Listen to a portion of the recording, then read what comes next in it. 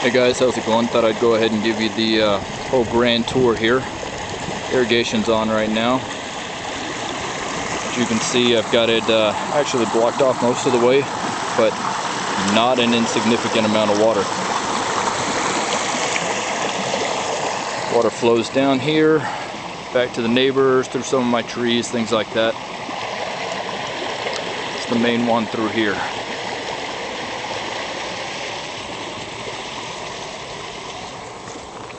So I set up this small pond here. It's not lined or anything yet. It holds water for a day or so. Eventually I will go ahead and line it with some clay and throw some minnows or something like that in there. I want to go ahead and put a whole bunch of bananas, tropical plants, things like that in here. This is a new bed here.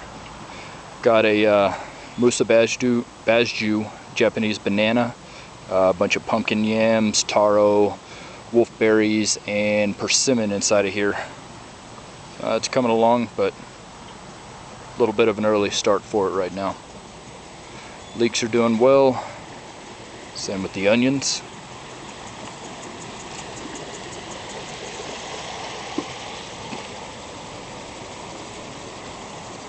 Yeah, no, I need to weed some.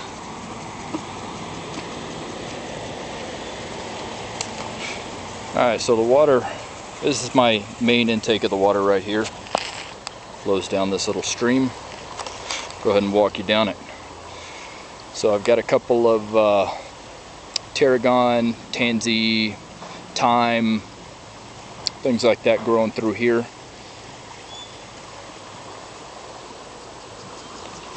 Over here we've got a couple of very small cranberries. So those will stretch along here as a hedge.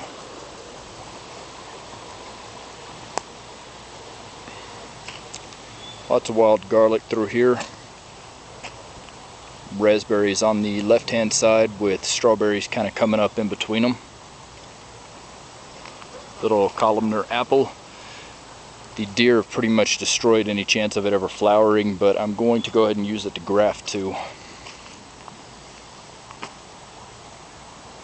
Looking through here, I've got a Toka plum, Nanking cherry, whole bunch of greens, cabbage, eggplant, that kind of thing.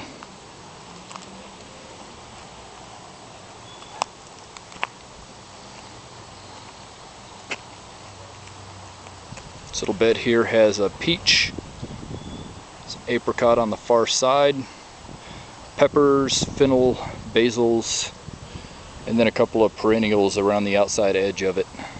Horseradish, Roman chamomile, lovage, tansy, that kind of thing. These guys right here are Russian salsify. The roots supposedly taste like oysters. I haven't actually tried it yet. I'm going to let them go ahead and go to flower, mostly because I want to collect the seed. Got my potato leaf tomatoes through here. Really enjoying all that water they get. What's left of them after the deer got them. So on this part of the berm here, a couple of different types of currants.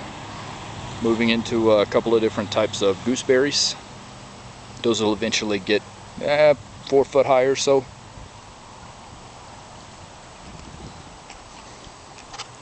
Couple of peonies. So through here, they're pretty small right now. Got a couple of different types of plants through here. I think I've actually gone over that bed before. That's mostly aronias and then some herbaceous perennials. Got my grape right here. It was actually doing really well before the deer got a hold of it.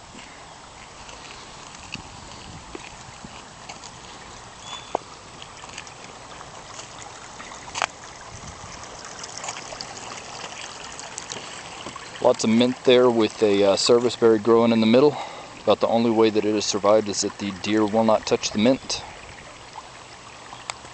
So the water flows through here. I get all the overflow simply because there's so much water that there's no way to really stop the water from coming in.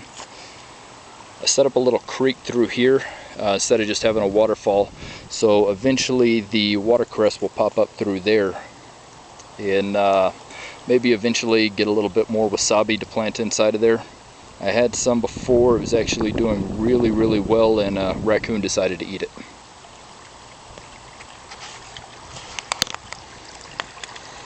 So over here, endive, dill, a few more tomatoes, mostly grape tomatoes, Queen Anne's lace, and then just some other stuff I kind of stuck around in here. This is actually one of the very first beds that I set up, and I still have no idea what to do with it. Blackberries, this is actually all driveway through this whole area right here. Blackberries were growing in the middle of the driveway, dug them up and transplanted some of them over there, and these popped back up from the roots that I left in the ground. Got a little cherry tree right here, English Morello cherry.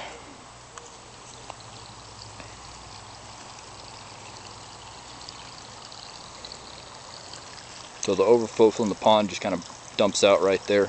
Actually, it works really well to capture the crawfish and minnows that make their way down the irrigation ditch.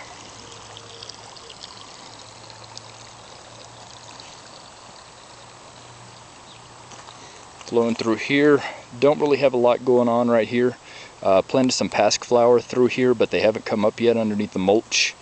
There's a jostaberry right over there on the other side.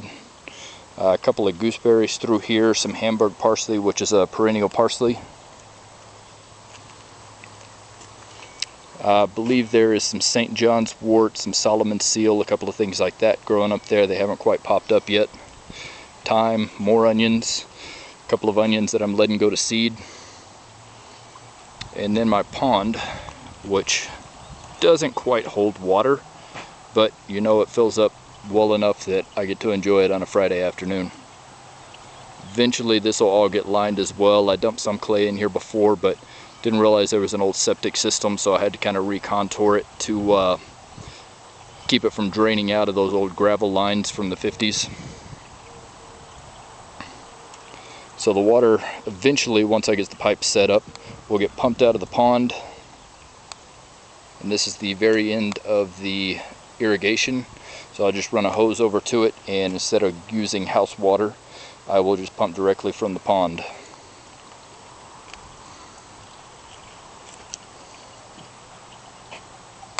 Got a black walnut right on the other side of the pond.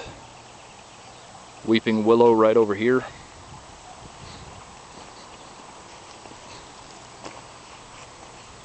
Apricot. And this was a loganberry, and that one was, what was it? Boysenberry. But there is not much left of those after the other night.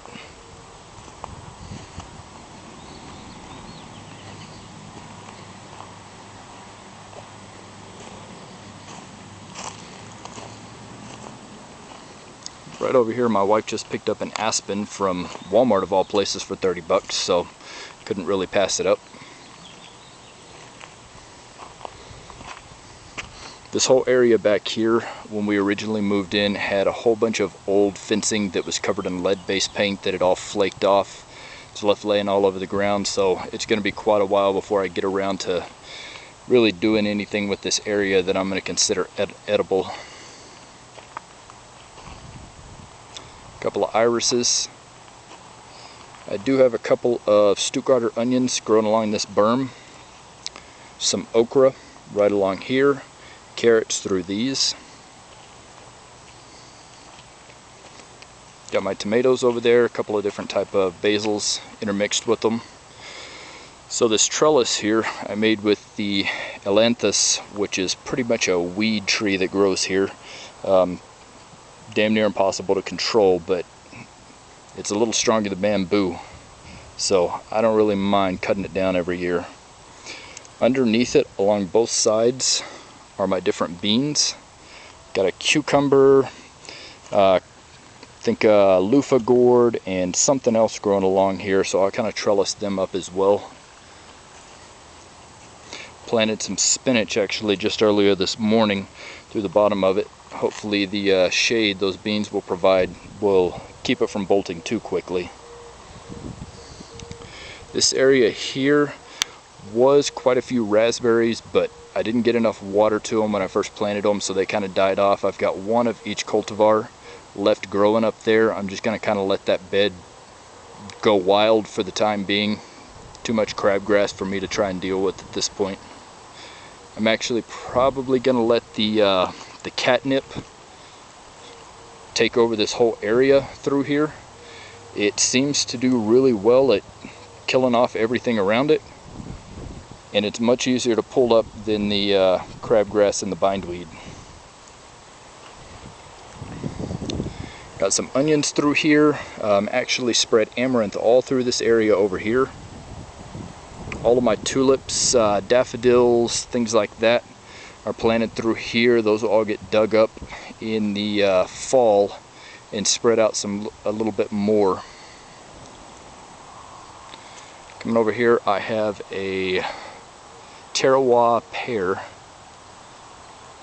and then around the outside of it right here I have carrots as well as gazanias planted as a border. Some parsley in there, yarrow.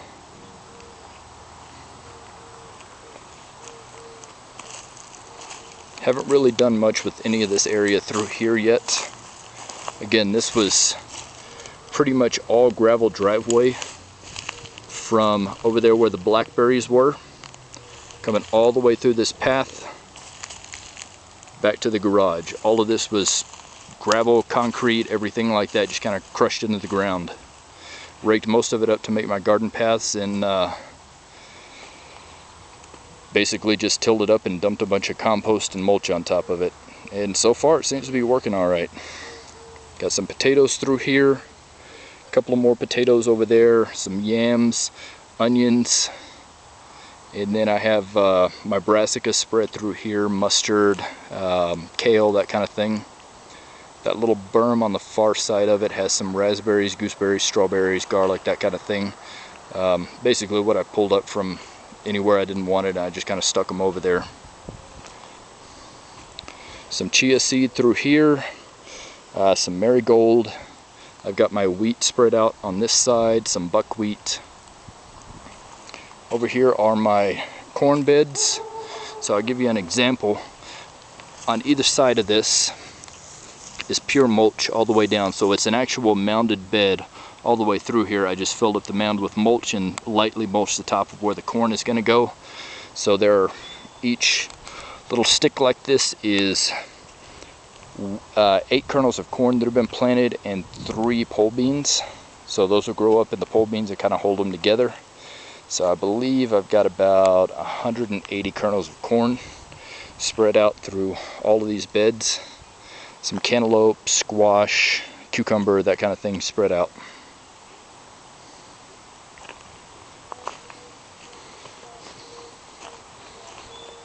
Go ahead and walk you around the side of the house where I've got my shade garden growing. So this area and this area will eventually be blueberries once I get the pH correct.